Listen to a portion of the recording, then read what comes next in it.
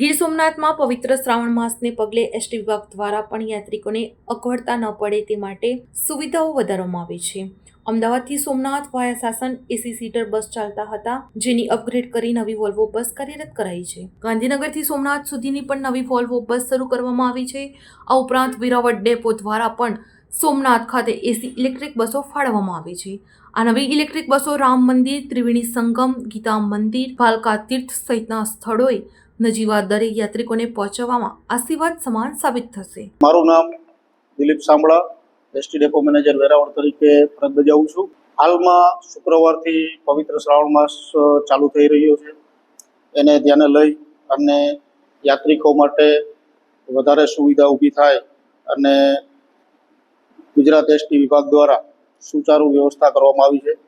જેમાં અમદાવાદથી સોમનાથ વાયા સાસણ થઈને જે એસી સીટર 2x2 બસ ચાલતી હતી તેને અપગ્રેડ કરી અને નવીન 2x2 વોલ્વો બસ કાર્યરત કરવામાં આવી છે, જેનો પણ યાત્રિકો લાભ લે છે.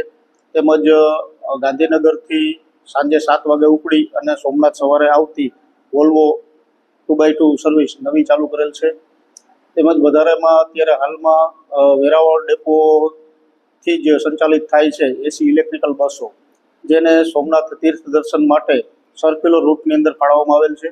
જેમાં સોમનાથથી ઉપડી રામ મંદિર, ગીતા મંદિર, ત્રિવેણી સંગમ, બાણગંગાથી ભાલકા તીર્થધામની નજીવા ભાડાની અંદર યાત્રિકોને આ સુવિધાઓ પૂરી પાડવામાં આવે છે અને જેનો યાત્રિકો દ્વારા પણ મહત્તમ લાભ લેવામાં આવે છે.